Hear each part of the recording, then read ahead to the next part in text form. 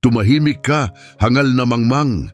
Sigaw ni Professor Esteban habang malakas na ipinalo ang kanyang tungkod sa sahig. Walang imik ang bata, suot niya ang sirang sapatos, maruming kamiseta at mahigpit na yakap ang isang luma at gusgusing kwaderno. Napuno ng tawanan ang silid. Wala ni isa sa kanila ang makaisip na makalipas lang ang ilang sandali, ang parehong batang tahimik na iyon ay makakasulat ng matatas sa siyam na iba't ibang wika at mapapatahimik ang pinakamahigpit na guro sa buong paaralan. Saan ka nakikinig mula ngayon? Humanda ka. Ang kwentong ito'y tiyak na magugulat ka tulad ng wala pang ibang kwento. Noong umagang iyon, ang silid 12 sa Instituto ng San Bartolome ay mas kahawig ng isang hukuman sa Roma kaysa sa isang silid-aralan. Ayos na ayos ang mga mesa sa tuwid na hanay, malinis at plantsyado ang mga uniforme ng bawat estudyante. Mabigat ang tensyon sa hangin. Sa gitna ng lahat, mag-isa, walang tagapagtanggol, nakatayo si Diego. Luma at may tagpi ang kanyang pantalon, wala ng kwelyo ang kanyang kamiseta at yakap-yakap niya ang kanyang sira-sirang kuwaderno na para bang ito lang ang makakapagligtas sa kanya. Nasa tapat niya si Profesor Esteban, hawak ang isang kahoy na pamalo. May nakapintang gintong medalya sa kanyang dibdib. Paruot parito siyang naglalakad na parang isang general sa digmaan. Taas noo, suklay pa atras ang maputing buhok at matalim ang tingin na kaya nitong patigilin sa takot ang sinumang estudyante. "O ano ngayon?" sabi niya sa mababang tinig, huminto sa harap ng bata. "Balak mo bang manahimik buong taon o nagising ka lang ba ngayong araw na parang sirang kasangkapan?" Natawa ang ilan mula sa ika-4 na hanay. Nandoon ang mga anak ng diplomat, hukom at mga negosyante. Parang maliliit na hari na aliw sa nangyayari. Hindi sumagot si Diego. Tumingin lang siya sa lupa, hindi dahil natatakot siya, kundi dahil nakasanayan na niya ito. Alam niyang hindi siya kabilang sa lugar na iyon. Mula pa noong unang araw niya sa paaralang iyon, palaging tila hindi siya nararapat doon. Natanggap lang dahil sa isang tahimik na scholarship mula sa isang matandang madre na naniniwala pa rin sa mga himala. Pero sa San Bartolome, madalas pagtawanan ng mga himala. Isa lang naman ang pinabasa ko sa kanya, Ginoong Avila, ani ng propesor, sabay tingin sa mga administrador ng paaralan na nakamasid sa likod ng silid. Pero tumatanggi ang bata. "O baka hindi siya tumatanggi," sabi ng isa. "Baka hindi lang talaga siya marunong bumasa. Tama ba ako?" Dahan-dahang itinaas ni Diego ang kanyang paningin. Malalim at madilim ang kanyang mga mata, parang may pinagdadaanan na hindi naaayon sa kanyang edad. "Marunong ka bang bumasa?" tanong ng propesor sa mas malakas na tinig para marinig ng lahat. "O sige Diego, patunayan mong marunong kang bumasa o kaya'y manahimik ka habang buhay." At sa kanya ito sinabi, "Tumahimik ka, mangmang." Muli siyang sumigaw, itinataas ang pamalo at itinutok yon sa noo ng bata. "Hindi ka nababagay dito. Ang paaralang ito ay para sa tunay na mga estudyante, hindi para sa mga peke." Tahimik ang buong silid. Hindi lumuha si Diego, hindi rin siya nagsalita. Sa halip, hinigpitan pa niya ang pagkakayakap sa kanyang kwaderno na para bang pinipigilan nito ang isang bagay na napakalakas na maaaring sumabog anumang oras. Umalingaw-ngaw ang bulungan sa klase. May ilan na napangiti pero ang iba sa unang pagkakataon ay hindi mapakali sa kanilang mga upuan. Tumalikod si Profesor Esteban sa pisara, kinuha ang chalk at sumulat ng isang malaking pariralang Latin, "Restantum valet quantum bendipotest." Hindi siya lumingon ng tanungin, sino ang nakakaalam ng kahulugan nito? Itinaas ni Diego ang kamay, hindi ito mayabang na galaw, kalma ito, matatag na parang isang taong wala ng kailangang patunayan. "Ikaw," irap ng propesor. "Opo, Ginoo," sagot ni Diego. Nakita sa mata ng guro ang pagdududa. "Sige kung gayon, isalin mo." Humakbang si Diego palapit, huminga ng malalim at tumugon ng buong kumpiyansa kahit hindi tinitingnan ang pisara. Ibig sabihin nito, ang halaga ng isang bagay ay naaayon lamang sa kung anong presyo ang handang ibigay para rito. Iba ang katahimikang sumunod, hindi ito dahil sa takot, kundi dahil sa gulat at pagkalito. Paano mo naman nalaman yon? Tanong ng propesor sa mababang tinig. Nabasa ko po sa isang lumang aklat ng aking lolo, sagot ni Diego. Ganun ba? Kung magsusulat ako sa Griego o Ruso, maiintindihan mo rin ba? Hindi sumagot si Diego. Tumingala lang siya at sa unang pagkakataon, ngumiti siya. Lumapit si Professor Esteban, hawak pa rin ang pamalo na parang espada sa isang seremonyang formal. Wala pang estudyante sa buong paaralan ang sumagot sa kanya ng ganun. Kahit ang mga mayayamang pamilya ay nananahimik kapag siya ang nagsalita. Pero ngayon, isang batang may sirang siku ang humarap sa kanya ng walang takot. Sinabi mong galing ito sa libro ng lolo mo? Tumango si Diego, hindi inaalis ang tingin sa propesor. Napairap ang guro sa kamabilis na lumingon pabalik sa pisara. Mabilis siyang sumulat ng isa pang parirala, ngayon naman sa sinaw ng Griego. Tumunog ang tiyok na parang putok nang ito'y mabali sa lakas ng sulat, Gnosi si Afton. O sige, ani Esteban na may mapanuksong ngiti, ipaliwanag mo matalino. Saglit na pinagmasdan ni Diego ang mga letra at pagkatapos na parang matagal na niya itong alam, sumagot siya, kilalaan mo ang iyong sarili. Napataas ang kilay ni Esteban, isang estudyante sa likod ang bumulong ng grabe. Pero agad kinurot ng katabi. Saan mo naman nabasa yan? Tanong ng propesor. Pati yan po, nabasa ko na silang lahat, sagot ni Diego ng kalmado. Isa po yan sa pinakasikat na kasabihan sa buong filosofiya, Ginoo. Dahan-dahang huminga si Professor Esteban na para bang may pinipigilan, baka inis, baka iba pa. Akala mo ba matalino ka, bata? Hindi po, Ginoo. E anong tawag mo sa sarili mo? Sandaling natahimik si Diego bago sumagot, mapag-usisa. Sa puntong iyon na puno ng mahihinang bulungan ng silid, nagtinginan ang mga estudyante at nagbulungan na may lalong lumalalim na interes. Itinaas ni Esteban ang kamay upang patahimikin ang lahat, ngunit nagbago na ang ekspresyon sa kanyang mukha. Wala na ang dating kumpiyansa sa kanyang mga mata.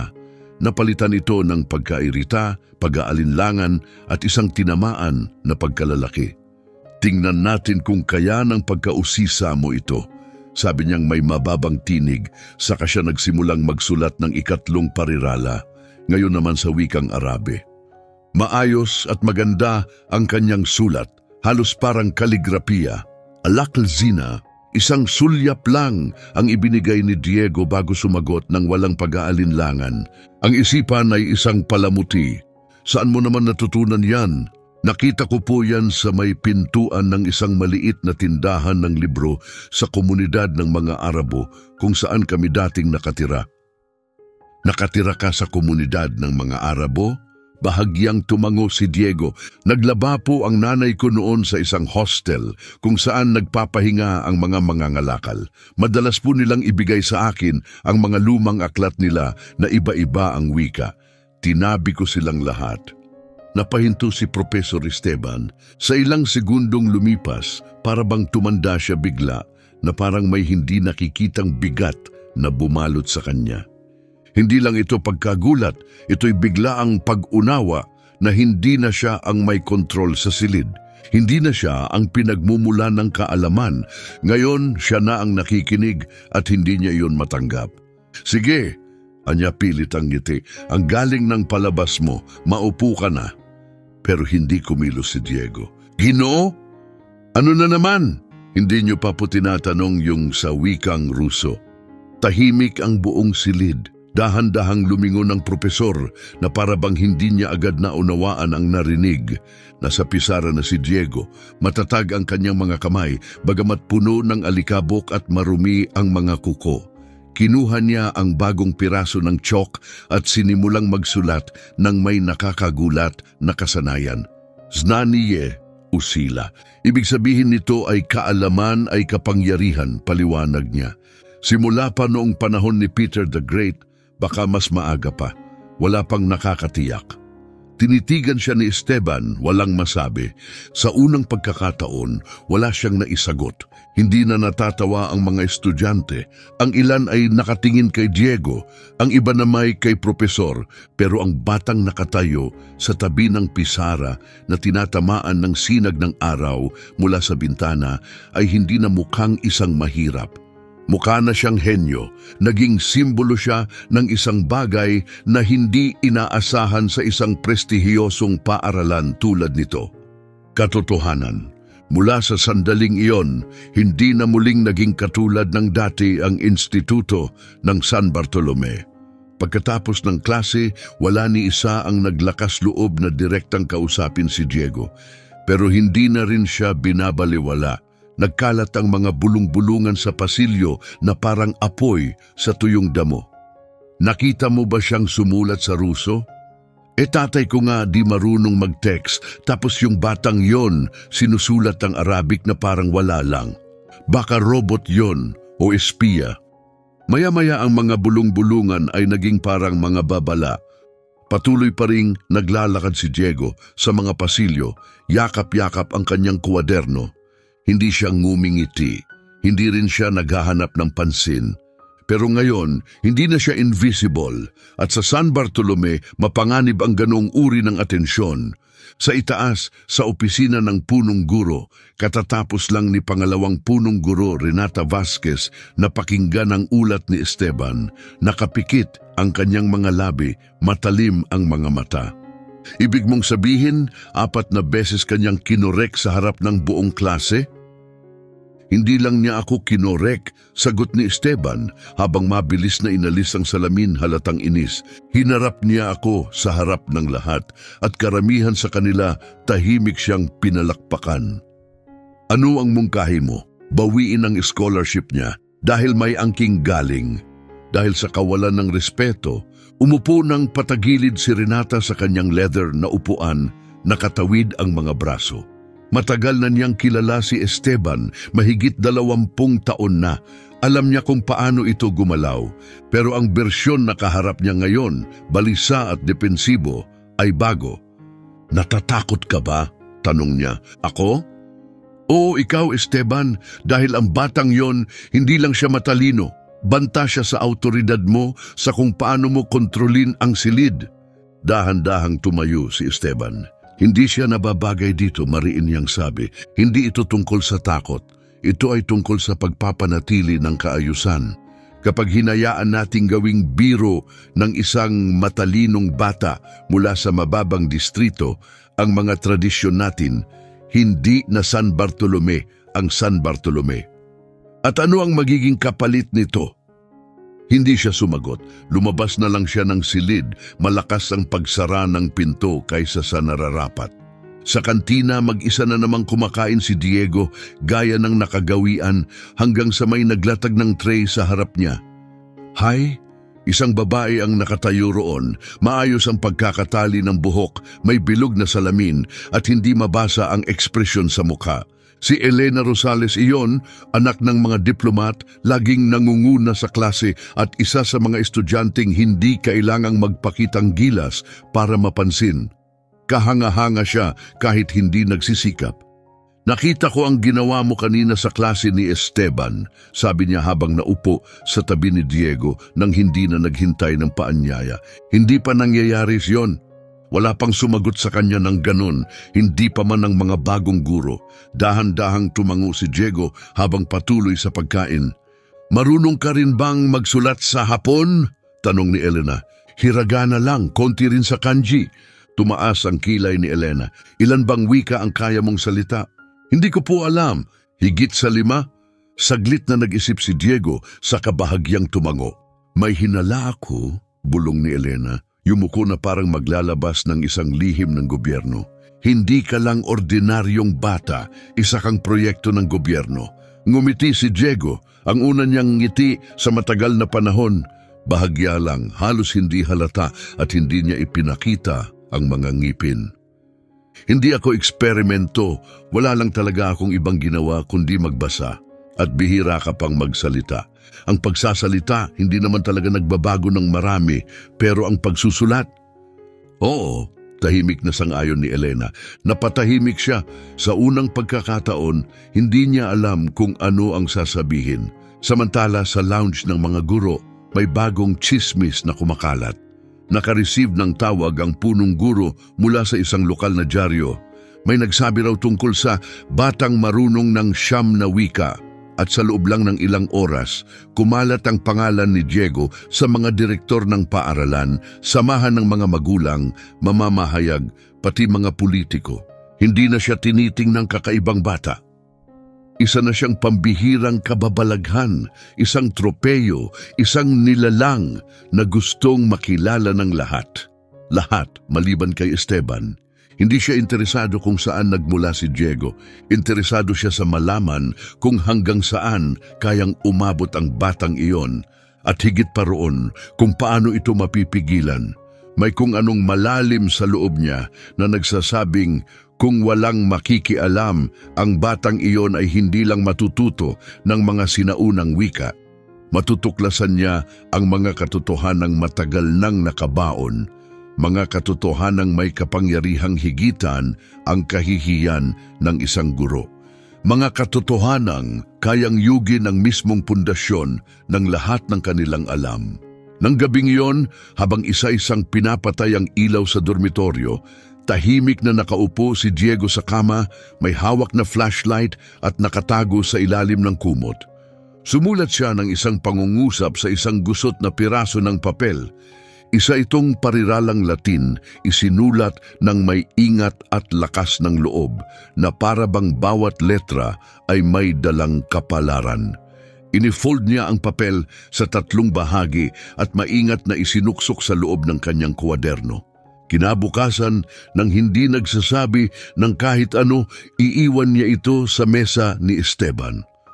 Bagamat isinulat sa isang wikang limot na ng marami, ang mga salitang iyon ay uusad ng lampas sa silid-aralan, isang alingaw-ngaw na walang makakatahimik. Gaya ng nakasanayan, maagang dumating si Profesor Esteban sa klase. Pero sa araw na iyon, may kakaiba sa kanya.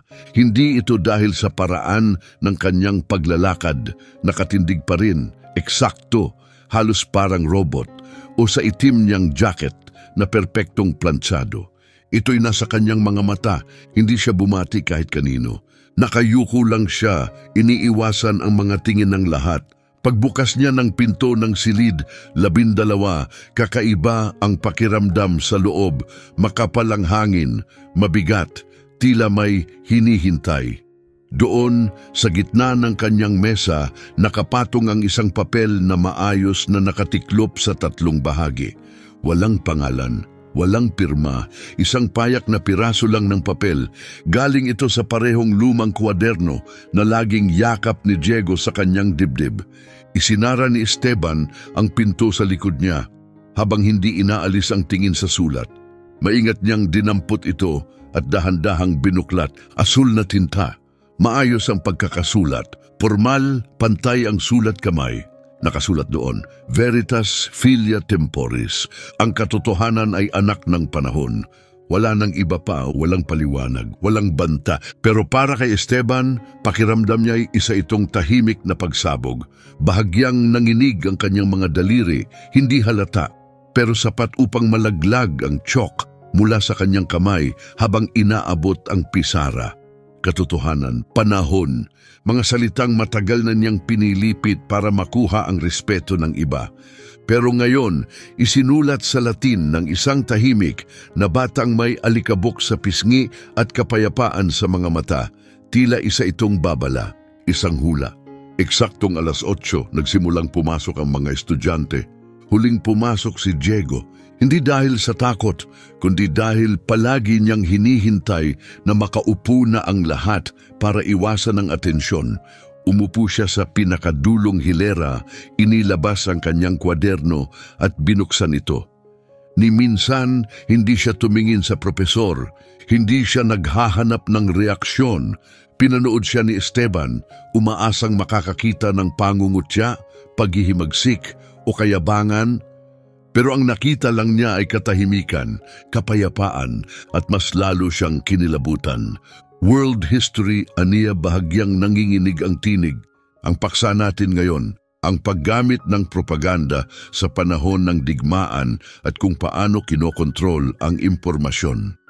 Habang tumatalikod siya papunta sa pisara, ramdam niya ang buong silid na tila hindi humihinga. Naghihintay ng aksyon, ng tugon, ng ganting galaws, pero hindi niya gagawin yon, hindi dito, hindi sa harap nila, hindi pa. Pagkatapos ng klase, isa-isang lumabas ang mga estudyante, mabagal, parang mga patak ng ulan matapos ang isang mahinang ambon. Huling tumayo si Diego. Diego, tawag ni Esteban, sakto nang malapit na sa pinto ang bata. Huminto si Diego. Hindi siya tuluyang humarap, bahagya lang niyang ikiniling ang ulo. Yung pariralang Latin, saan mo yun nakuha? Sa isang lumang legal na aklat, sagot niya, kasama sa koleksyon ng lolo ko. Naiintindihan mo ba ang kahulugan nito? Opo, Ginoo. Bakit mo yun iniwan sa mesa ko? Saglit siyang tiningnan ni Diego. Pagkatapos ay ibinaba ang paningin at mahinang sumagot, dahil akala ko po alam niyo na. Tahimik ang bumalot sa pagitan nila. Napalunok si Esteban. Alam mo ba kung sino ang nagsabi niyan? Sir Francis Bacon, 17 siglo, tugon ni Diego. Pero ginamit din ito ng mga Romanong hukom para ipagtanggol ang mga naakusahan ng walang kasalanan. Tumama ng malalim ang huling pangungusap, parang talim na walang sugat pero tumagos pa rin. Naakusahan ng walang kasalanan? Ulit ni Esteban, tila nakabitin sa hangin ang mga salita. Tumango si Diego, kalmado. Kapag wala kang kapangyarihang magsalita, mahina niyang wika, minsan tanging ang paghihintay na lang ang natitira. At pagkatapos, nang hindi naghihintay ng sagot, tumalikod siya at umalis. Walang dramatikong eksena, walang galit, tanging payapang dangal. Gabing iyon, hindi kumain si Esteban ng hapunan. Pumasok siya sa kanyang sariling silid-aklatan, isang lugar na itinayo niya sa loob ng 40 taon na may maingat na pagmamalaki. Sinimulan niyang hanapin sa mga estante, hinuhugot ang aklat isa-isa. Sinusubukang alalahanin kung saan niya unang nakita ang pariralang iyon.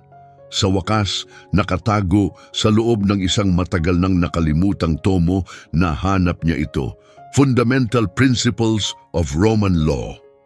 Nariyan dash, nilagyan noon ng underline gamit ang tinta ng kanyang sariling kamay nung siya ay mas bata pa.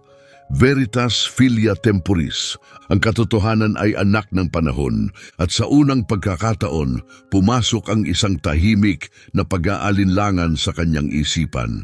Marahil nang hindi niya namamalayan, siya ay tumanda na lang. Marahil hindi sinusubukan ng bata na hamunin siya. Marahil salamin lang ang itinatanghal nito. Ngunit hindi lahat ay nakakita sa ganoong paraan. Sa silid ng Student Council, karaniwang lugar para magplano ng mga okasyon at paligsahan, may ibang uri ng pulong na nagaganap. Maliit na grupo ng mga estudyante ang nagkatipon, mabigat ang kanilang mga apelyido dahil sa impluensya at malalim ang koneksyon ng kanilang mga pamilya. Nagiging sentro na ng lahat ang batang iyon, sabi ni Ivan Mendoza, anak ng ministro ng transportasyon. Pinapakita niyang ineewan ang mga guro na katawa-tawa. Sabi ng nanay ko, may mamamahayag pa raw na gustong interbyuhin siya at kung susubukan ng paaralan na ipatalsik siya. Hindi nila magagawa, sagot ni Elena Rosales na dumating ng hindi inanyayahan ngunit hindi napansin hanggang ngayon. Protektado ang scholarship niya ng isang legal na pundasyon at hindi lang siya matalino, natatangi siya. Kung ganoon tayo na ang gagawa ng paraan, bulong ni Ivan, Manahimik si Elena, hindi siya dumating para magsalita, nanood lang siya. Ngunit ngayon, may malinaw siyang nakita. Hindi pa natutunan ni Diego na ang kaalaman, bagaman makapangyarihan, ay maaari ring gawing target ka. At ang pinakamapanganib na banta ay hindi palaging nagmumula sa matatanda. Minsan, nakauniforme ang mga ito, may makinang na sapatos at may ngiting nagtatago ng ibang intensyon. Sa loob ng 1 linggo, nagpatuloy si Diego sa kanyang gawain na tila walang nagbago sa paligid. Dumalo siya sa bawat klase, umupo sa parehong upuan, binuksan ng kwaderno sa parehong mabinbing paraan. Sumulat ng may parehong tahimik na tindi na parang kahit bumagsak ang mundo sa labas ng silid-aralan, nananatili siyang hindi nagbabago sa loob nito. Ngunit hindi napapansin ni Diego o piniling huwag pansinin na hindi lang mga guro ang nagmamasid ngayon. Sinimulan na rin siyang bantayan ng kanyang mga kaklase. Ang dati panlilibak ay naging mas may patakarang galaw, isang taktika, isang plano sa isang sulok ng plaza, lampas sa abot ng mga security camera at nakatago mula sa mataong mga koridor ng paaralan. Nagtagpo si Ivan Mendoza kasama ang 2 pinagkakatiwalaang kakampi. Si Alejandro Farias, tagapagmana ng Imperyong Tela, at si Ignacio Falcon, ang anak ng kagalang-galang na federal na hukom. Umupo ang 3 sa ilalim ng lilim ng pinakamatandang puno sa campus, nakabukas ang mga backpack nila sa harap na parabang mga kalasag. Nakaanino ang kanilang mga mukha. Akala ng batang yun umiikot ang paaralan sa kanya. Bungkal ni Ivan, pinipurol ang isang piraso ng papel sa kanyang kamay. Ngayong takot na si Esteban sa kanya. Hindi takot, sagot ni Alejandro na nanginginig ang ulo. Respeto, at mas delikado iyon. Ano ang gagawin natin? Usisa ni Ignacio. Sasaktan ba natin siya? Sisirain ang gamit niya? Ngumiti ng mabagal si Ivan, ngunit hindi ito ngiting isang teenager. Ngiti ito ng isang taong nanood na kung paano gumagawa ng maruruming laro ang mga matatanda at natuto. Lalapitan natin ang tanging sandata niya, ang utak niya. Paano? Plagiarismo. Nagtingin ang 2 sa kanya, litong-lito. Lumapit si Ivan. Mamanyak tayo ng bitag, bigyan natin siya ng isang bagay na mukhang kawili-wili. Komplikado, nakasulat sa banyagang wika, papasulatin natin siya ng pagsasalin. Pero copyrighted ang teksto, may source na kaya nating subaybayan. Pagkatapos, pagbibintangan natin siyang inangkin ito bilang sarili niyang gawa. Ire-report natin siya sa kasong pandaraya sa akademya. At paano kung tumanggi siyang isalin yon? Tanong ni Ignacio. Hindi siya tatanggi, sagot ni Ivan agad, walang alinlangan. Dahil ang mga henyo, hindi nila kayang tanggihan ang isang hamon. Kinahapong din iyon kaagad, pagkatapos ng klase sa comparative literature, lumapit si Ivan kay Diego na may hawak na bagong notebook. Umakto siyang kaswal na para bang wala silang alitan kailanman. Uy, bungad niya ng swabe. Nakita ko to sa bahay. Pag-aari raw ito ng isa sa mga kaibigan ng tatay ko mula Prague. Nakasulat sa lumang check. Wala akong maintindihan. Pero sabi, maganda raw talaga yung laman. Tumingala si Diego, halatang nagulat na kinakausap siya ni Ivan nang walang pang-uuyam o panlalait. Check? Tanong niya. Oo, sagot ni Ivan. Naisip ko, baka kaya mong subukan. Wala namang ibang makakagawa nito rito. Isipin mo na lang na isa itong hamon. Kinuha ni Diego ang notebook sa kanyang kamay. Hawak niya ito ng ilang sandali, saka dahan-dahang binuklat ang mga pahina. Masinsin ang sulat kamay, mahahaba ang mga pangungusap, masalimuot ang estruktura pero elegante. Hindi ito mukhang peke. Hindi ako sigurado, aminado ni Diego. Hindi ko kabisado ang check. Pero kaya mo namang subukan, di ba? Sagot ni Ivan na may bahagyang ngiti. Natahimik si Diego pagkatapos ay dahan-dahang tumango. Susubukan ko, pero hindi ko maipapangako ang resulta. Tinapik siya ni Ivan sa balikat at saka tumalikod, tuloy pa rin ang ngiti. Mula sa kabilang bahagi ng silid, pinanood ni Elena ang kanilang pag-uusap.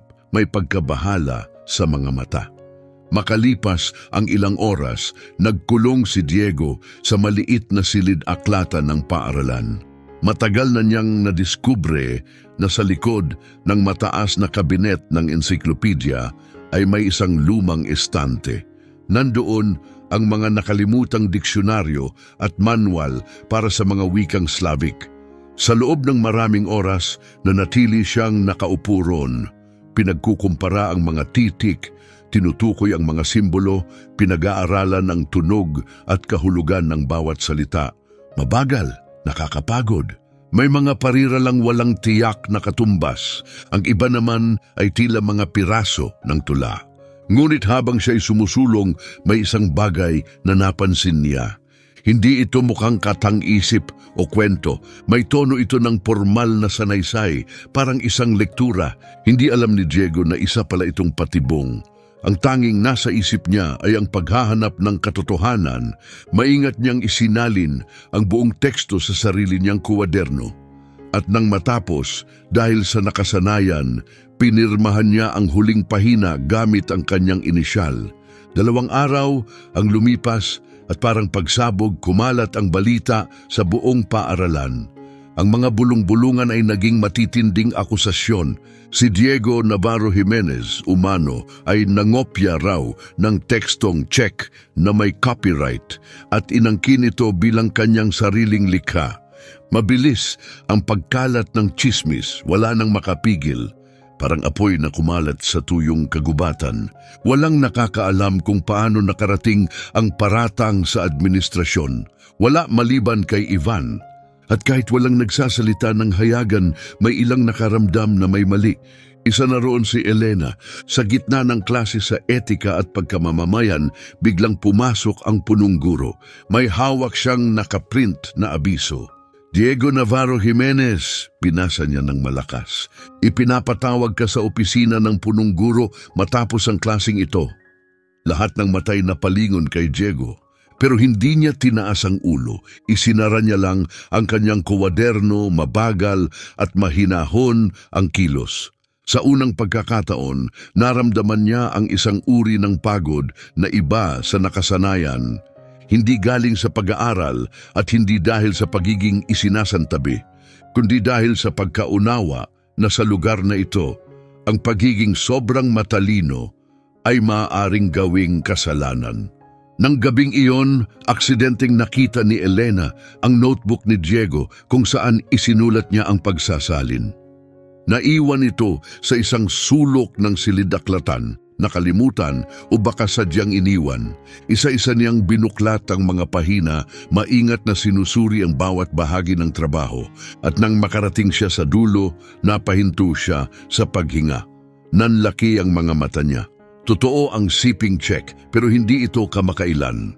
Galing ito sa isang manuskrito noong ika-19 na siglo na ngayon ay itinuturing ng pampublikong pag-aari. Hindi nagnakaw si Diego, napakatalino lang niya, napakahusay, at may isang taong labis na nainggit sa kanya. Maingat na isinara ni Elena ang notebook. Alam na niya kung ano ang dapat niyang gawin, pero nauunawaan din niya ang panganib. Kapag ipinagtanggol niya si Diego, siya rin ay magiging target. Gaya niya, ang tunay na tanong ay hindi na kung mapapatunayang inosente si Diego. Hindi na tungkol sa kasalanan o kawalang sala. Ang tanong ngayon ay ito, handa bang harapin ng paaralan ang katotohanan na ang batang tinawag nilang hindi Pino o hindi kahanga-hanga ay siya lang palang tanging may malinaw na paningin sa lahat? Ang mga dingding ng opisina ng punong guro ay balot ng madidilim na panel ng kahoy at puno ng mga librong halos hindi na nahahawakan sa loob ng mga dekada.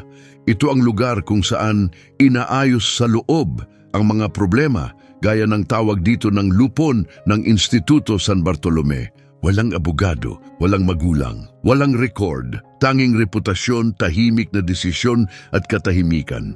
Naupo si Diego sa isa sa 2 upuang nakapwesto sa gitna ng silid. Sa isang tabi, tahimik na nagbabasa si pangalawang punong guro Renata ng mga dokumento, walang ekspresyon sa mukha.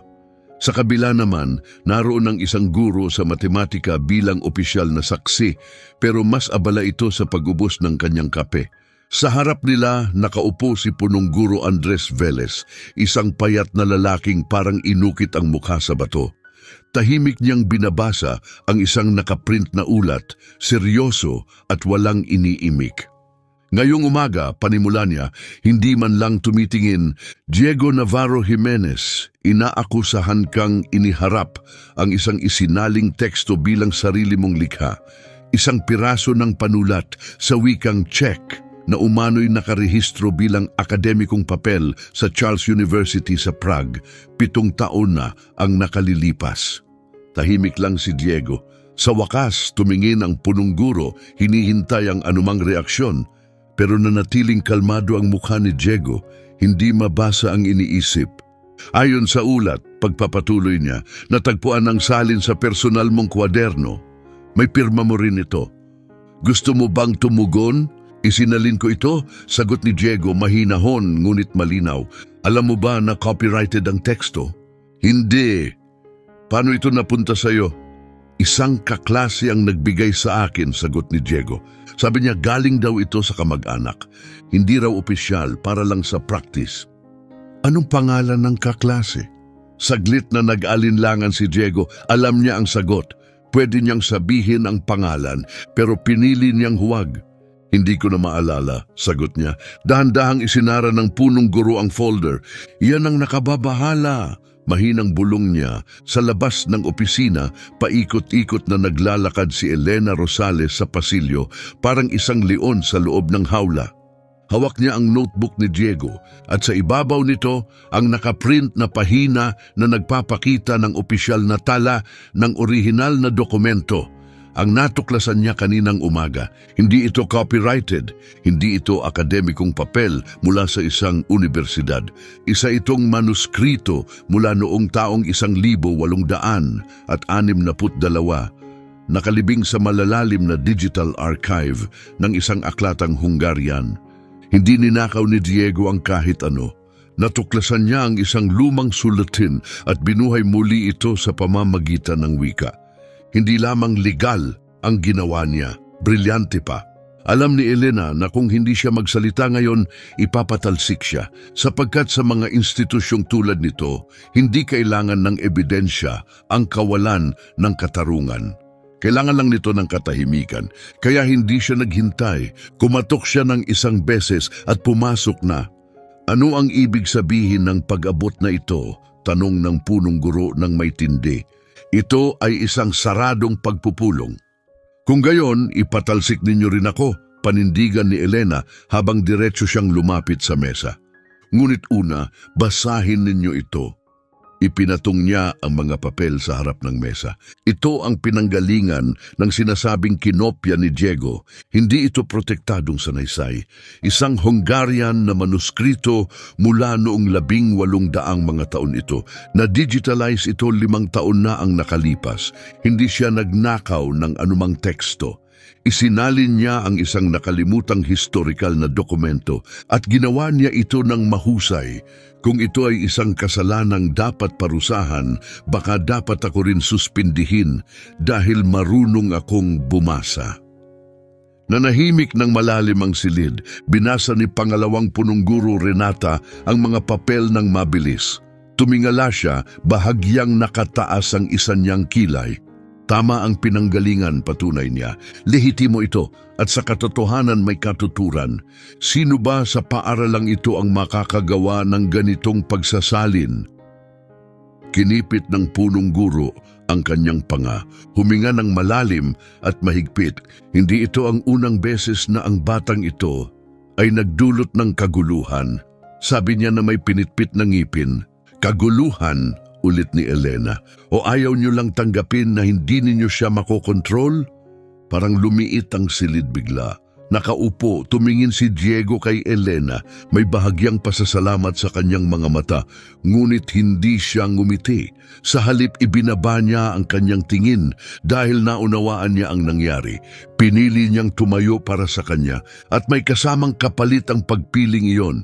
Isang oras ang lumipas, naglabas ang paaralan ng isang pribadong pahayag matapos suriin ng ebidensya na pagpasyahan na ang estudyanteng si Diego Navarro Jimenez ay hindi gumagawa ng plagiarism. Opisyal na isinara ang kaso. Walang paumanhin, walang pagsisikap na itama ang nangyari.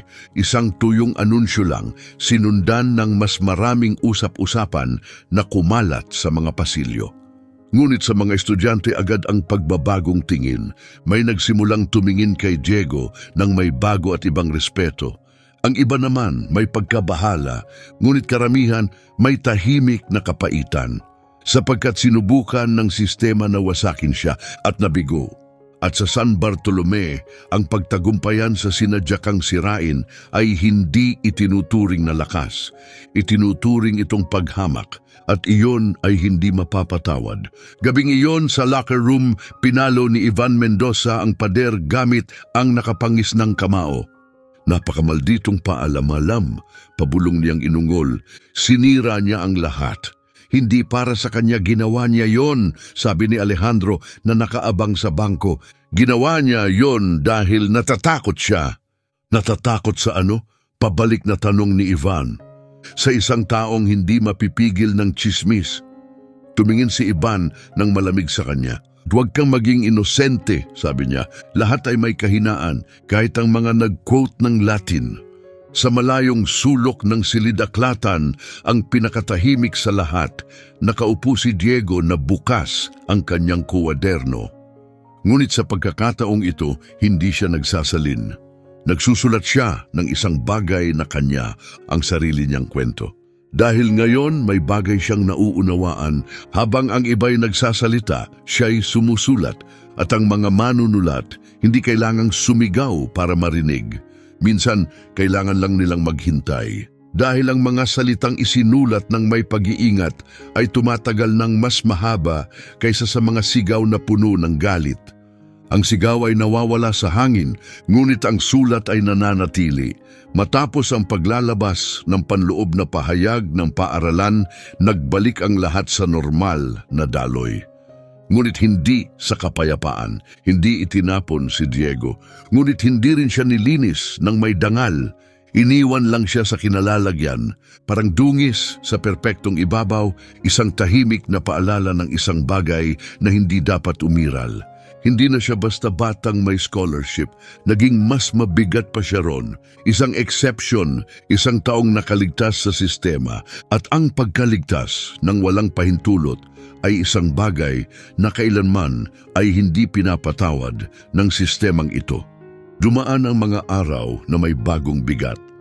Noong taong 1900 klase, panimula ni Profesor Esteban, matatag pa rin ang boses gaya ng dati. Patuloy siyang nagturo ng may autoridad, detalyado ang mga lektura, kontrolado ang tono. Ngunit hindi na niya muling tiningnan si Diego. Parang pinili niyang huwag pansinin ang isang bagay na hindi na niya kayang kontrolin.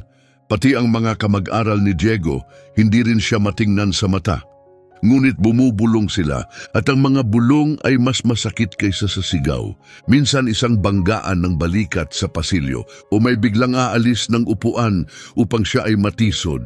Isang pigil na tawa kapag nagtataas siya ng kamay para sumagot. Bakit pa siya nagtataas ng kamay? Siguro natutunan niya yan sa Czech o sa Mars. Hindi sumagot si Diego, nagpatuloy lang siya sa pagsusulat, ngunit hindi na palagi sa tinta. Sinimulan niyang punuin ang kwaderno ng mga salitang hindi niya maibahagi sa kahit kanino. Mga kaisipang hindi kasya sa gilid ng pahina ng klase, mga ideyang galing sa mas malalim na lugar na naiipit sa pagitan ng kanyang dibdib at mga daliri. Hindi ako mas magaling kaysa sa iba. Ayokong maging tulad ng karamihan. Ang mga sumisigaw gamit ang kapangyarihan ay natatakot sa mga sumusulat ng tahimik. Ang matalino ay hindi kinukutya. Ikinakahiwalay sila. Dalawang hilera sa unahan, ramdam ni Elena ang bigat ng katahimikan ni Diego na tila bumabalot sa kanya. Hindi pa sila muling nag-usap mula nung araw na iyon sa opisina ng punong guro. Hindi dahil sa layo, kundi dahil pareho nilang alam na kahit isang maling salita ay pwedeng gawing target ulit sila. Target ng mas mapanganib kaysa sa pangungutya, isang bagay na may plano. Abong umaga iyon, takip ng ulap ang langit, amoy basa ang lupa sa hangin. Binuksan ni Diego ang kanyang locker at may natagpuan siyang malaking sobre sa loob. Walang pangalan, walang pinanggalingan. Isang pahina lamang ang laman. Nakatype sa gitna ang isang pangungusap. Hindi dugo ng henyo ang nasa iyo, dugo ito ng traidor. Tanungin mo ang tungkol sa iyong ama, Diego. Binasa niya ang mensahe isang beses, pagkatapos muli at pangatlong ulit, hindi niya lubusang naunawaan ang kahulugan nito. Pero ang katawan niya ang unang tumugon. Nanginig ang kanyang mga kamay, natutuyuan ng laway ang kanyang bibig. Hindi dahil sa takot, kundi dahil sa isang bagay na mas malalim, pagkilala, dahil ang salitang ama ay hindi bahagi ng kanyang kwento. Isa itong kawalan, isang katahimikan na walang sinumang naglakas loob ipaliwanag. Gabing iyon bumalik si Diego sa kanyang silid ng walang imik. Hindi siya nagtungo sa aklatan, hindi siya nagbukas ng libro, ni hindi siya nagsulat ng kahit isang salita. Umupo lang siya sa gilid ng kama, hawak pa rin sa bulsa ang sobre, ramdam ang bigat nito sa kanyang hita. At sa unang pagkakataon, sa matagal na panahon, umiyak siya, hindi dahil sa lungkot, kundi dahil sa galit. Dahil ngayon, malinaw na sa kanya, hindi nila tinatarget ang kanyang mga kuwaderno. Sinasakmal nila ang mismong buhay niya. Sa parehong oras, sa kabilang dulo ng pasilyo, binuksan ni Elena ang kanyang locker. Sa loob may isa pang mensahe, ngunit hindi ito nakatype, sinulat kamay ito. Kapag ipinagtanggol mo pa siya, kasama ka ng babagsak. Wala kaming pakialam kung ilang wika ang alam niya. Ang takot, naiintindihan sa lahat ng lengguwahe. Pumasok ang malamig na hangin mula sa mga bintana ng dormitoryo, tahimik pero matalim. Parang babala, may nagbabago sa loob ng paaralan, isang bagay na mas malaki kaysa selos, mas matindi kaysa kayabangan, at mas mapanganib kaysa sa alinman sa dalawa. Ito ang galaw ng isang sistemang hindi kayang tanggapin ang kahit na pinakamaliit na lamat. At si Diego, isa siyang kapintasan na hindi nila kayang takpan ng scholarship, plake o parusa. Dahil ang lakas niya ay hindi sa lakas ng boses niya o sa mga damit na suot niya, nasa mga salitang isinulat niya at sa mga salitang itinago niya. Sa likod ng paaralan, isang matandang tagalinis ang nagwawalis sa pasilyo gaya ng dati. Marami na siyang estudyanteng nakita, dumaan at lumisan, pero bihira siyang magsalita. Habang naglilinis malapit sa mga locker, may napulot siyang lukot na papel. Bago niya itapon, binuklat muna niya ito. Isang pangungusap lang ang nakasulat, Veritas Filia Temporis, ang katotohanan ay anak ng panahon. Tahimik niyang binasa ang mga salita at bahagyang ngumiti. Parang sa kabila ng makintab na marmol at bulok na lihim, may natitira pang sinag ng katotohanan. Kinagabihan bumalot ang dilim sa paaralan na parang makapal na kurtina. Tumahimik ang mga pasilyo, tanging mahinang ugong ng kumukurap na ilaw ang naririnig. Bawat silid-tulugan ay parang nakakandadong kahon, at para kay Diego hindi dumating ang antok. Nakaupo siya sa kama, nakasandal sa malamig na pader, paulit-ulit na tinitingnan ang hindi pinirmahang sulat. Hindi dugo ng henyo ang nasa iyo, dugo ito ng traidor. Tanungin mo ang tungkol sa iyong ama. Hindi sumisigaw ang mga salita, pero tumatagos, parang karayom na di nakikita, pero nanunuot sa ilalim ng balat dahil wala siyang ama o kahit sino na kinilala niyang ama. Mula pagkabata tuwing nagtatanong siya, lumilihis ng tingin ang kanyang ina. Hindi mo kailangang malaman, lagi nitong sagot. Wala na siya. Mas mabuting ganon. Walang pangalan, walang litrato, walang paliwanag. Puro katahimikan lang. Hanggang ngayon, tinanggap ni Diego ang katahimikang iyon. Bahagi na ito ng mundo niya. Parang isang taong hindi pa nakakakita ng dagat, hindi niya alam kung ano ang nawawala sa kanya. Pero may nagtulak sa kanya patungo sa dagat na iyon. Hindi para tuklasin ito, kundi para malunod. Kinabukasan nagising si Diego bago pa tumunog ang unang kampana. Tahimik siyang naglakad sa mga walang lamang pasilyo at nagtungo sa records room, isang lugar na bawal pasukin. Doon nakatago ang mga file ng estudyante, lumang dokumento at mga admission. Bawal pumasok ng walang pahintulot, pero hindi siya nagtanong. Alam niyang ilang minuto lang ang meron siya bago may dumating. Hinanap niya ang bahagi ng mga scholarship, tapos mga sulat ng rekomendasyon, at sa huli, mga admission records. Nandoon ang folder niya, kayumangging takip, kupas ang label. Binuksan niya ito, nanlalamig ang mga kamay. Sa loob ay may medical records, mga ID, at isang sulat mula sa madre na nag-sponsor ng pagpasok niya. At isang registration form, pinirmahan ito ng pangalang hindi niya kilala, nakalista bilang legal guardian niya, Samuel Jimenez Muñoz. Jimenez ang pangalawang apelyido niya. Samuel, isang pangalang hindi kailanman binanggit sa bahay. Walang litrato. May maliit na sulat lang sa gilid. Bawal ang pagdalaw. Kumpidensyal. Mabilis ang tibok ng puso ni Diego. Maingat niyang isinara ang folder at ibinalik ito sa dating lagayan. Lumabas siya ng records room bago may makakita sa kanya, pero hindi na sa mga hakbang niya ang isip niya. Nakatutok ito sa isang tanong: sino si Samuel Jimenez at bakit siya tinawag na traidor? Natagpuan siya ni Elena sa Silidaklatan bandang umaga. Naupo siya sa mesa, nakatingin sa isang lumang mapa na tila walang saysay. Hindi nagbabasa, hindi nag-iisip, basta nandoon lang. Wala ka sa klase ng kasaysayan, mahina niyang sabi. Hindi siya sumagot. May nangyari ba? Dahan-dahang itinaas ni Diego ang mga mata. Mabigat at madilim ang tingin. May ama ka ba? Tanong niya. Napakurap si Elena, nabigla siya sa tanong. Meron, sagot niya. Hindi kami madalas magkita pero kilala ko siya. Muling ibinaba ni Diego ang tingin. At alam mo kung anong klase siyang tao? Oo naman. Tumango siya. Ako, hindi ko alam, Elena. Umupo si Elena sa tabi niya nang hindi nagsasalita, hindi na kinailangan. Minsan, mas malakas ang katahimikan kaysa sa mga salitang pampalubag. Pagkaraan ng mahabang katahimikan, inilabas ni Diego ang nakatiklop na papel mula sa kanyang bulsa. Hindi ito ang sulat na una niyang nakita. Bago ito, isang bagay na isinulat niya kagabi. Tahimik itong binasa ni Elena. Kung hindi mo alam ang pinagmulan mo, magiging baluktot ang paglaki mo.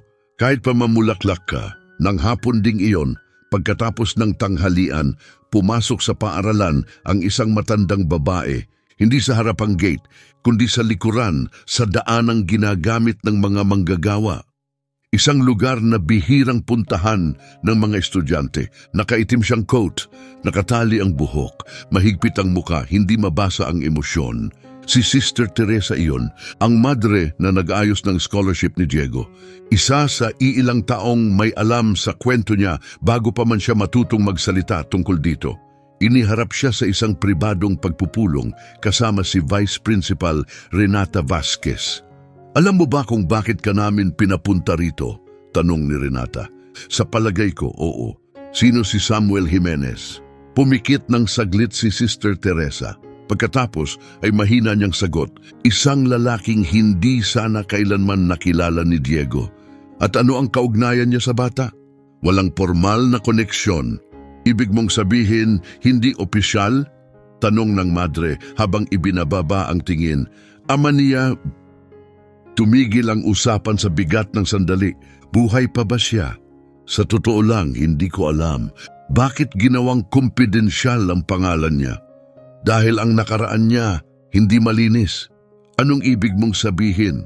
Dahan-dahang huminga si Sister Teresa.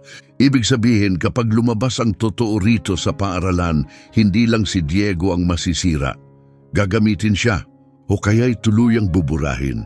Samantala, patuloy pa ring sumusulat si Diego. Puno na ang bawat pahina ng kanyang kwaderno. Pero hindi ito mga tala o takdang aralin. Isa itong liham. Hindi siya sigurado kung kanino ito ipapadala marahil sa wala. Pero kailangan niyang mailabas ang mga salita. May nagbago sa kalooban niya. Hindi na lang niya gustong matutunan ang mga wika o basahin ang mga komplikadong aklat o makalampas sa sistema. Gusto na niyang alamin kung saan siya nagmula at kung si ama niya ay tinawag na traitor, ibig sabihin may isang kwentong nakabaon sa dugo niya. Isang kwentong ayaw harapin ng kahit sino. Mas mabilis kumalat ang mga bulong kaysa sa tunog ng kampana ng paaralan. Pagkatapos ng lihim na pagdalaw ni Sister Teresa, nagsimula ng magbulungan ng ilang guro. May ilan na nag-aayos ng mga dokumento. Ang iba naman ay tumatawag gamit ang mga linya na hindi nasusubaybayan sa sistema ng paaralan. May kung anong nagising. Isang sugat ang muling bumukas, isang bitak kung saan pumapasok ang hangin ng nakaraang akala ng lahat ay matagal nang nalibing. Pero hindi ito nawala, natulog lang ito. Naghihintay ng isang tao, isang batang inosente o masyadong matapang para matauhan na maghukay nito gamit ang mga kamay na may marka ng katotohanan. Ang batang iyon ay si Diego. Sa linggong iyon, nabulabog ang klase sa political science dahil sa isang bisita mula sa Ministry of Education. Formal ang anunsyo, pero iba ang ipinapakita ng kanyang mukha. Matangkad siya, matalim ang boses, at ang ngiti niya'y napakakunwari. Pangkaraniwang inspeksyon lang ito, aniya. Walang personalan, wala kayong dapat ikabahala. Pero dama ng lahat may personal itong dahilan at dapat itong katakutan dahil kapag ang kapangyarihan ay bumababa mula sa tore nito para pagmasdan ang mga bata, hindi ito dala ng pagkamausisa.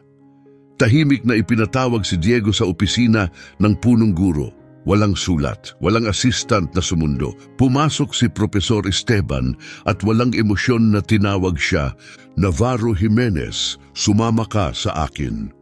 Tumayo si Diego nang walang imik. Sinubukang abutin siya ng tingin ni Elena pero hindi siya napansin. Masyado siyang malalim sa iniisip. Tatlong matanda ang naghihintay sa kanya, si Principal Velez, Vice Principal Renata at ang inspektor. "Diego," wika ng principal, masyadong magalang ang tono, "maupo ka. Gusto lang naming makipag-usap." Umupo si Diego. "May ilang bagay lang kaming gustong linawin," sabi ni Renata, "tungkol sa ilang lumang dokumento sa file mo. Walang seryoso. Gusto lang naming itanong kung narinig mo na ba ang pangalang Samuel Jimenez." Sumingit ang inspektor, nanikip ang lalamunan ni Diego. "Nakita ko ang pangalan sa isang dokumento sa file ko. Kilala niyo ba kung sino siya?" "Hindi." "Gusto niyo bang alamin?" Nagdalawang isip si Diego pero sumagot, "Oo, pero hindi ako sigurado kung sasabihin niyo ang totoo." Bumagsak ang katahimikan sa silid na parang bigat. Walang gumalaw. Ngumiti ang inspektor, manipis. "Matalino ang sagot mo." "Wala siya sa alinmang opisyal na tala," dagdag ng prinsipal. "Pero dekada na ang nakalipas, nasangkot siya sa mapanganib na aktibidad pampulitika." "Anong klasing aktibidad?" "Pagkontra, pagbatikos sa sistema, radikal na pananaw."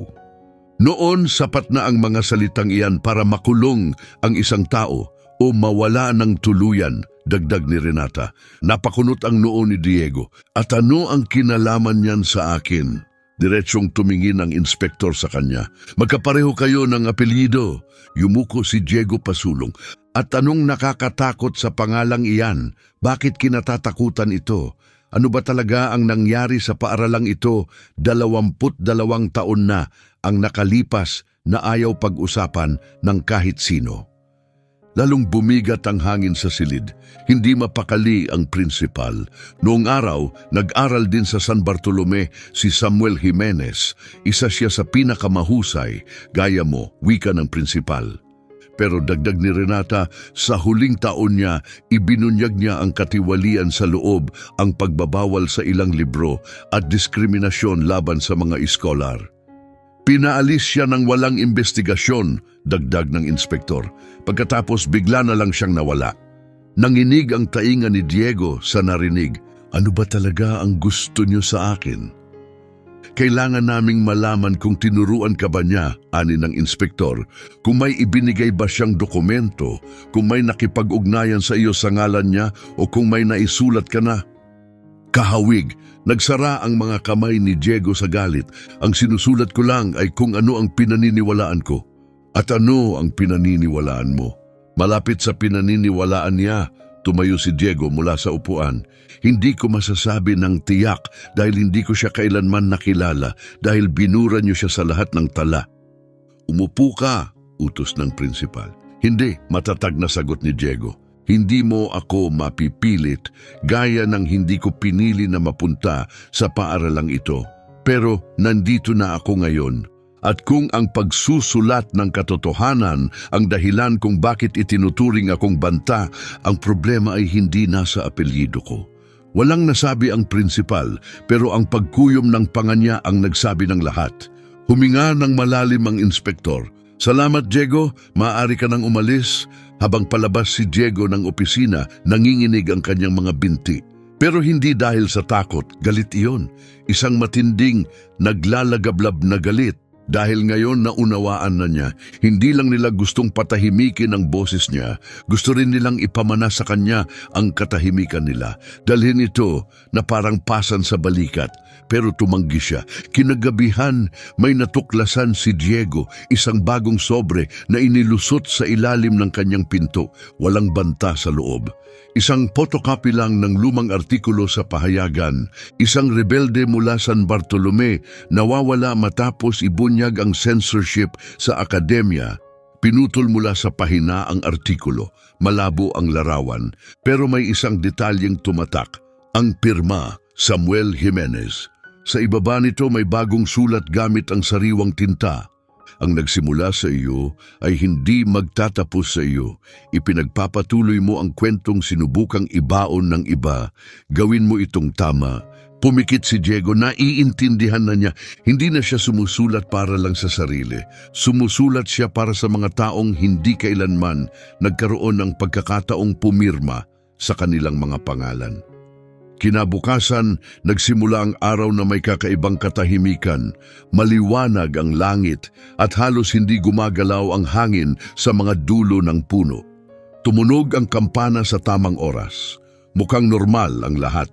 Pero sa loob ng San Bartolome, nakasabit sa hangin ang tensyon. Isang hindi binibigkas na pag-aabang na para bang pati ang mga pader ay naghihintay. Pumasok si Diego sa klase na walang dala, walang kuwaderno, walang bag, walang panulat. Isang nakatiklop na sobre lang ang mahigpit na hawak sa kamay. Umupo siya sa karaniwang upuan sa likod, pero hindi siya tumingin sa harap. Tiningnan niya ang paligid. Pinagmasdan ang mga pader, ang mga bintana, ang mga mukha ng kaklase. Parang binabasa niya ang buong paaralan sa huling pagkakataon. Sa klase ng panitikan, humingi si Profesor Renata ng voluntaryong magbabasa ng tula. Karamihan ay nagdahilan, pero walang pag-aalinlangang nagboluntaryo si Elena. Binasa niya ang isang tula ni Benedetti ng malinaw at mahinahon ang tinig. Pagkatapos, siya naman ang tinawag. Hindi siya kumuha ng libro. Tumayo siya at inilapag ang sobre sa mesa. Wala akong dalang tula, sabi niya, pero may dala akong teksto. Sinulat mo ba ito? Tanong ng guro, bahagyang balisa. Oo. Gusto mo bang basahin? Tumango si Diego at saglit na natigil ang hininga ng buong paaralan. Hindi malakas ang boses niya pero matatag. Hindi ito nanginginig, hindi rin siya tumigil. Tinig ito ng isang taong matagal nang nanahimik, ng isang taong natutong magsalita, hindi gamit ang bibig, kundi mula sa pinakalalim ng sarili. Ipinanganak ako ng walang apelyido ng ama, walang bayan, walang pamana. Sinabi nilang isa akong kahihiyan, tinuruan nila akong tumahimik, huwag manggulo, huwag lumantad, huwag ituwid ang mali. Pero nagkamali ako, natuto akong magbasa, at sa pagbabasa natagpuan ko ang mga salitang mas matanda kaysa sa takot, mga salitang hindi nabibili at hindi yumuyuko sa kapangyarihan. Kaya nagsimula akong magsulat. Sumulat ako dahil iyon lang ang alam kong paraan para mabuhay. Dahil kung hindi ko isusulat ang naranasan ko, may ibang gagawa niyon para sa akin. Ngayon, tinatawag nila akong problema, kopya, panganib. Pero wala ako rito para manakot. Narito ako upang gawing wika ang kawalang katarungan, isang wikang maiintindihan ng lahat. At kung natatakot kayo, hindi dahil sa kung sino ako, kundi dahil sa maaaring maisulat ko kapag wala nang pumipigil, na nahimik ang silid, walang gumalaw, walang ingay. Parang huminto ang oras hanggang sa walang sabi-sabing pumalakpak si Elena isang beses, mabagal, taus-puso. Sumunod ang isa pang estudyante at isa pa.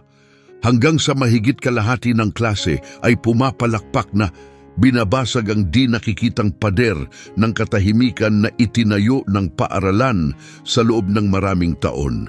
Tinangkang ibalik ng guro ang kaayusan. Salamat, Diego. Pero wala ito sa plano natin ngayong araw, tumango si Diego. Alam ko, sagot niya, pero hindi ko rin pinlano na mapunta sa paaralang ito. At umupo siyang muli, matatag ang mga mata at bukas ang dibdib. Isang oras lang ang lumipas, kumakalat na ang video sa mga estudyante. May nakapag-record, may nag-upload, at libo-libo na ang nakapanood. Ang mga marunong sumulat ay hindi nananatiling tahimik. Yun ang pamagat. Unti-unting gumuho ang San Bartolome mula sa loob. Kinahapunan, ipinatawag ni Principal Velez ang isang emergency meeting ng board. Sinisira ng batang iyon ang reputasyon ng paaralan natin, babala niya. Kapag nalaman ito ng media, tiyak na magkakaroon tayo ng malalim na investigasyon. May investigasyon na, mahinahong sagot ni Vice Principal Renata, at hindi siya ang dahilan. Kung ganon, ano ang mungkahi mo? Bigyan siya ng gantimpala. Ang mungkahi ko ay tigilan na natin ang pagtrato sa kanya na parang kalaban. At kung ayaw nating tumigil, mas mabuti ng matutong makibagay. Malakas na ipinagdiinan ng prinsipal ang palad sa mesa. Hindi tayo nakikibagay sa isang estudyanteng eskolar na nag-aastang martir. Hindi siya umaarte, sagot ni Renata habang tumatayo.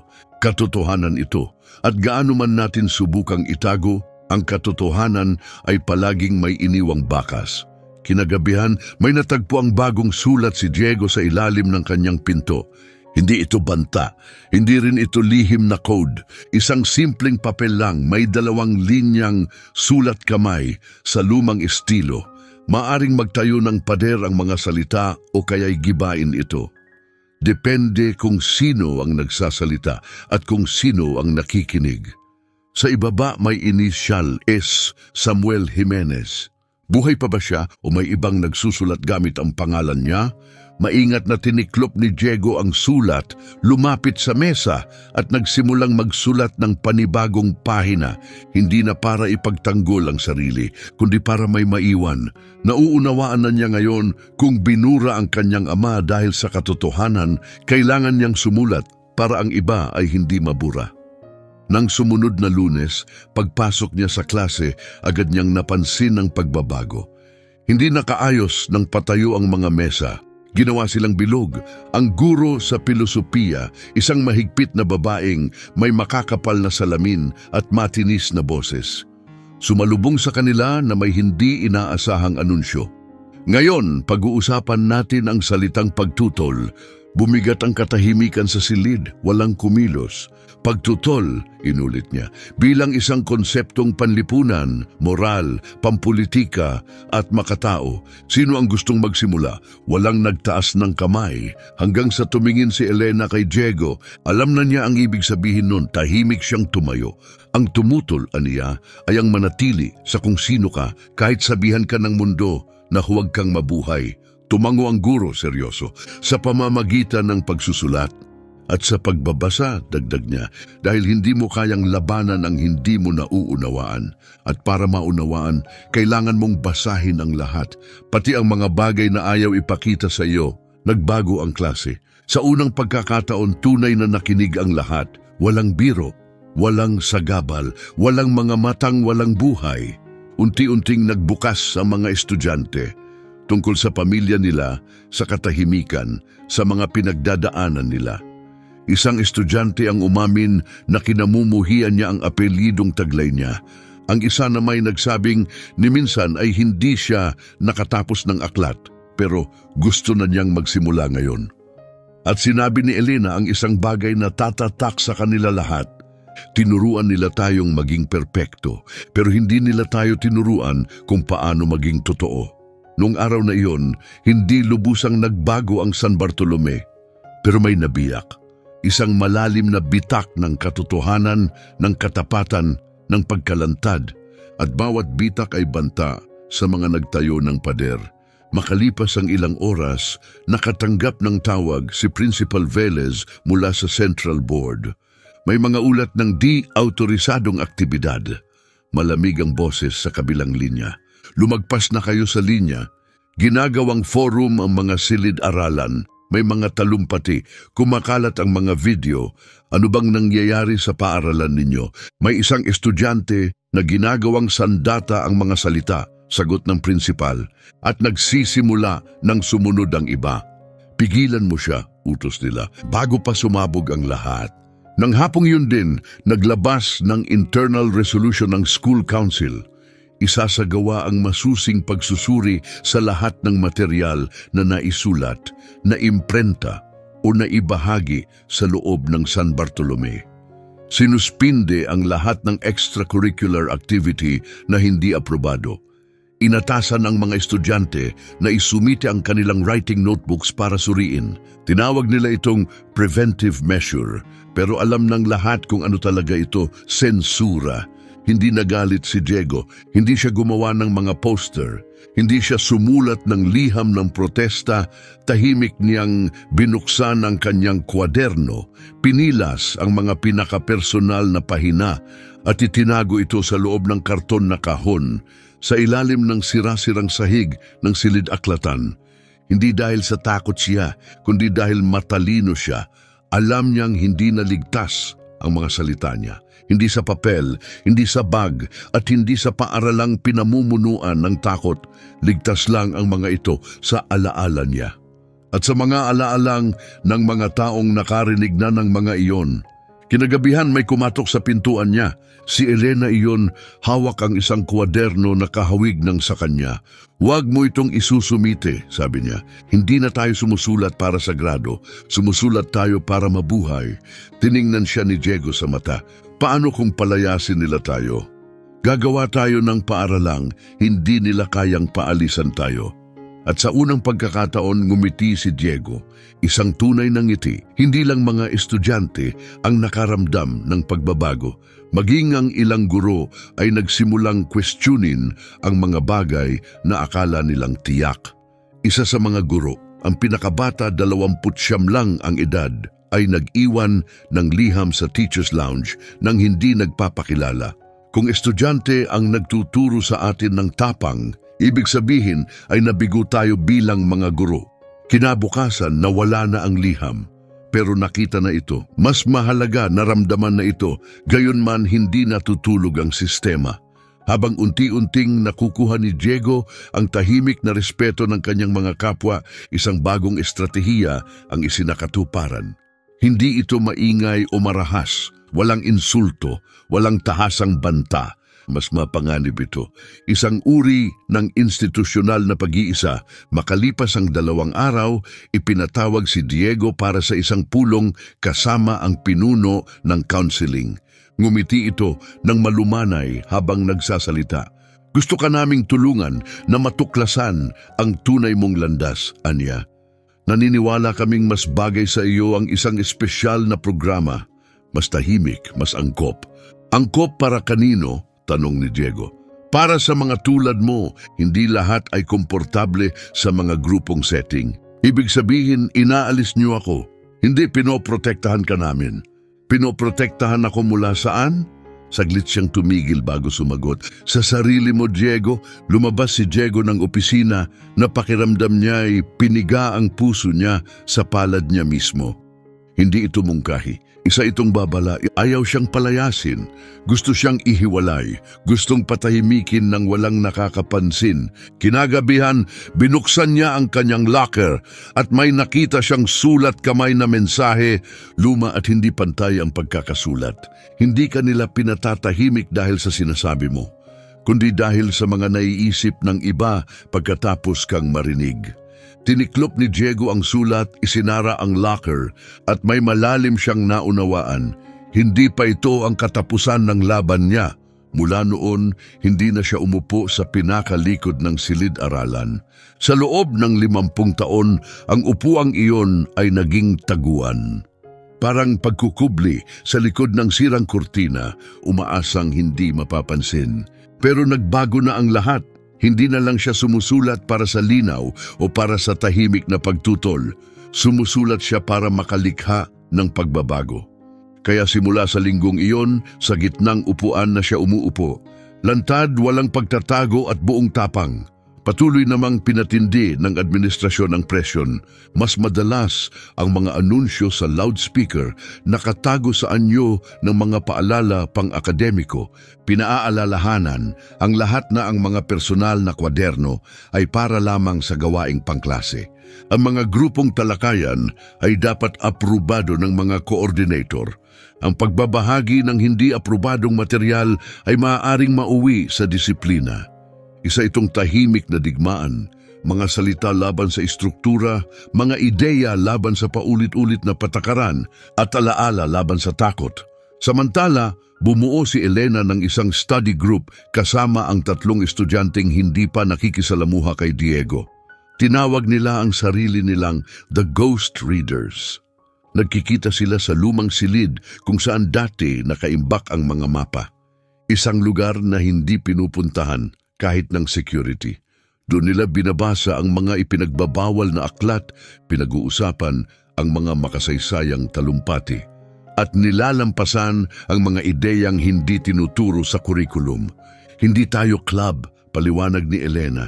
Isa tayong salamin. Salamin ng ano? Tanong ng isa. Ng paaralang pilit nilang itinatago. Hindi dumadalo si Diego sa mga pagtitipon pero alam niya ang tungkol dito. Nagsimula siyang mag-iwan ng maiikling sulatin sa mga bakanting mesa. Bawat isa'y may pirma gamit ang isang simbolo, ang araw. Walang nakasisiguro kung sino ang gumagawa noon pero lahat ay may hinala at sapat na iyon. Nang makarating sa prinsipal ang balita tungkol sa kilusan, ipinatupad niya ang bagong taktika. Sirain ang pagkakaisa mula sa loob. Nilikha niya ang bagong posisyon, School Integrity Coordinator. Opisyal, ang tungkulin ay panatilihin ang kaayusan at bantayan ang kapaligiran ng paaralan. Pero sa likod ng titulo, isa itong banayad na paraan ng sensura. Ang napiling guro ay bata, may magiliw ng ngiti at napakadelikado. Ang pangalan niya ay Felipe Ramirez. Pagkalipas ng 3 araw sa kanyang bagong tungkulin, isa-isang ipinatawag niya ang 10 estudyante. Kasama si Elena. Alam namin kung saan ka nasasangkot, sabi niya habang inilalapag ang isang blankong papel sa harap niya. Hindi ka namin parurusahan, gusto lang naming maintindihan kung bakit. Hindi, sumagot si Elena. Wala kang dapat ikatakot, dagdag niya. Tinitigan siya ni Elena. Hindi ba kayo ang nagdedesisyon yan? Siyempre, sagot niya, ibinaba ang boses. Hindi sa katotohanan umiikot ang paaralang ito. Sa kontrol, tumayo si Elena. Kung ganoon, marahil panahon na para baguhin ang pundasyon. Lumabas siyang nanginginig. Kinahapunan, nakita niya si Diego sa silid-aklatan. Wala siyang sinabi. Sa halip, iniabot niya ang isang papel, isang monitoring report. Nakasaad sa itaas ang pangalan niya, Navarro Jimenez, Diego. Nakabuo roon ang mga petsa, mga paglalarawan ng kanyang kilos, mga tala ng kanyang pakikipag-ugnayan, pati mga sipi mula sa kanyang mga isinulat, mga personal na interpretasyon. Sa ibaba, isang linyang pula ang tumatak, level ng impluwensya, critical. Ipinapakita ng subject ang hindi mapigil na potensyal para sa mobilisasyon. Binasa ni Diego ang bawat salita, naninikip ang tiyan sa kaba. Binabantayan ka nila, bulong ni Elena. Binabantayan nila tayong lahat, sagot ni Diego. At sa unang pagkakataon, nagpasya silang lumaban. Hindi sa kamao, hindi sa gulo, hindi sa malalakas na boses. Lalaban sila gamit ang isang bagay na palaging ipinagkait sa kanila, mga salita. Pagkalipas ng 2 araw, nagsimulang lumitaw ang mga papel sa mga pasilyo ng paaralan. Maayos na nakadikit bawat ilang metro. Walang pirma, walang galit, basta nagsasalita ng katotohanan. Ang mga saradong aklatan ay mga libingan ng ideya. Mas maraming maskara ang takot kaysa sa tapang. Hindi ka maaaring umasa sa mga tinig na aahon mula sa edukasyong itinayo sa katahimikan. Hindi kami banta.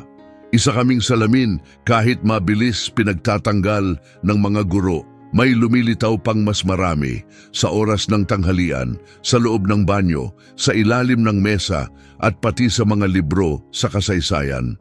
Hindi si Diego ang sumulat ng lahat ng mensahe pero siya ang naging apoy na nagpasiklab nito. At iyon ay mas makapangyarihan kaysa sa pirma. Muling nagpatawag ang principal ng emergency meeting kasama ang mga guro. Sino ang nagpiprint nito? Sino ang nagdi-distribute? Sino ang pumapayag? Pero wala nang may sagot, walang organizer, walang malinaw na pinuno, kamalayan lang. At kapag kumalat ang kamalayan, hindi ito pwedeng palayasin, parusahan o patahimikin. Kinagabihan, may natagpuan si Diego na bagong sulat sa kanyang locker, isang pangungusap. Huwag kang magsulat para palakpakan, magsulat ka para alalahanin. Walang pangalan pero agad alam ni Diego kung sino ang nag-iwan, isang taong patuloy na nagmamasid mula sa anino, patuloy na naniniwala. Kinabukasan, naglagay ang School Integrity Coordinator ng isang selyadong sobre sa mesa ng principal. Sa loob nito isang formal na plano, isang proposal, isang estratehiya, pamagat, selective academic reassignment, ang layunin, buwagin ng walang direktang laban. Sa itaas ng listahan ng pangalan ni Diego. Walang opisyal na tatak ang dokumento pero malinaw ang intensyon nito. May bigat ng mga tahimik na desisyong ginawa sa mga sulok na walang nakakakita. Malinaw ang layunin, ibalik ang kaayusan ng institusyon sa pamamagitan ng pagbabawas ng ugnayan ng mga individual na may nakakaabala o nakaka-impluensyang presensya. Si Diego ang una sa listahan, kasunod ang 5 estudyante pa. Kasama doon, Elena Rosales. Ang paraan, paghiwa-hiwalayin sila, baguhin ang kanilang mga klase, ayusin ang kanilang schedule, limitahan ang pagpasok sa ilang aklatan. Italaga sila sa mga panlabas na tagapagturo para ilayo ang kanilang kritikal na pag-iisip. Sa ibabaw, mukha itong walang malisya, parang normal na academic restructuring. Pero sa totoo, isang tahimik na uri ito ng pagpatalsik, isang kalkuladong paraan ng pagbura ng hindi pinapalayas. Hindi dumaan sa opisyal na pahayag ang balita, tahimik itong isinumbong ng isang batang guro. Yung minsang nanahimik, ngayon iniabot niya kay Elena ang nakaprint na kopya, puno ng pagsisisi ang mukha. Natatakot sila, sabi niya, hindi sa inyo, kundi sa alingaw-ngaw na iniwan nyo. Dinala agad ni Elena ang papel kay Diego. Binasa niya ito minsan, pagkatapos ay muli. Kaya ganun ang galaw nila, bulong niya. Paghihiwalayin nila tayo. Hindi, sagot ni Elena. Susubukan lang nila. Kinagabihan, nagtipon ang ghost readers sa lumang auditorium, isang lugar na kinalimutan na, iniwan sa gitna ng pagkukumpuni at nakandado sa loob ng maraming taon.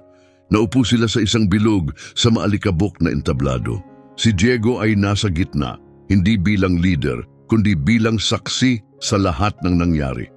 Gusto nilang pagwatak-watakin tayo, sabi ni Elena, pero hindi tayo mga piraso sa isang larong mesa.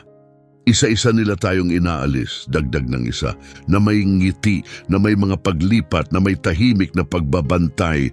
Pagkatapos ay nagsalita si Diego sa unang pagkakataon na tumaas ang kanyang boses sa pagpupulong. Paano kung sumagot tayo sa paraang hindi nila inaasahan? Sa paraang hindi nila kayang burahin? Gaya ng alin? Tanong ng isang estudyante. Isang kilos na hindi nila kayang i-archive, isang bagay na mananatili sa loob nila, tumahimik ang silid. Isang protesta! Tanong ng isa. Umiling si Diego. Hindi, isang pampublikong pagbasa. At doon ipinanganak ang ideya. Kumalat ito sa mga susunod na araw, parang tahimik na agos na may ugat na malalim. Maingat nilang pinili ang petsa, araw ng mga tagapagtatag, anibersaryo ng paaralan. Isang araw ng formal na talumpati, mga panauhing opisyal, magulang na puno ng pagmamataas at mga kamera ng institusyon. Perpektong tagpuan, hindi para sa komprontasyon kundi para sa pagbubunyag. Samantala, isinapinal na ng administrasyon ang mga reassignment. Ipinadala ang mga abiso sa puting sobre, nakasulat sa malamig at formal na wika. Dahil sa mga konsiderasyong pedagogikal, ikaw ay ililipat sa bagong seksyon. Magkakaroon ka ng nakatalagang tagapagturo sa lalong madaling panahon. Galit ang ilang magulang, ang iba na may pumirma nang hindi man lang binasa, may ilan pang bumati pa sa desisyon dahil ang tunay na kalaban ng kaisipan ay hindi ang ingay, kundi ang tahimik na pagsang-ayon, ang mga papel na pinipirmahan ng walang tanong. Dumating ang umaga ng kaganapan, maliwanag ang langit at iwinawagayway ng hangin ang mga bandila.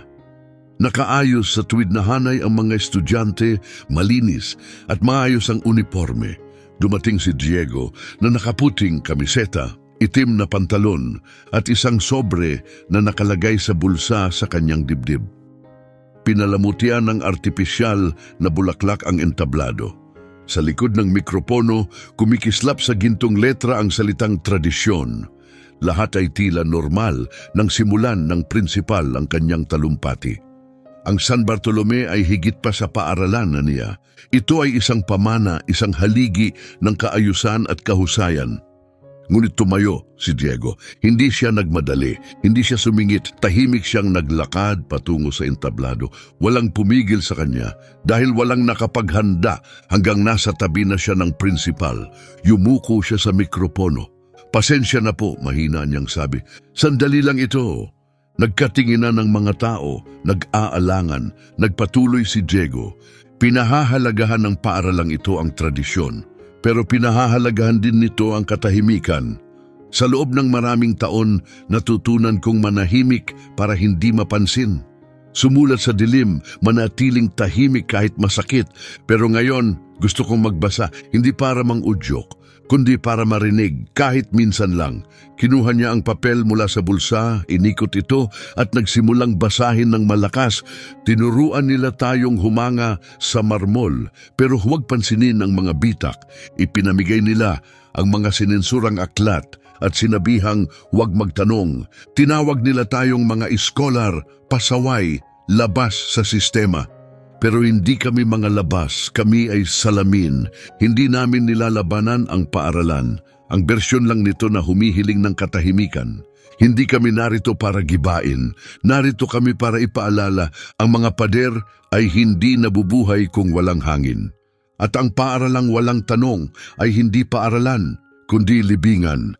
Pagkatapos niyang magbasa, walang pumalakpak, walang sumigaw. Nanahimik ang buong silid, pero hindi ito ang karaniwang katahimikan. Isa itong katahimikang nagmumula sa biglaang pagkilos ng damdamin.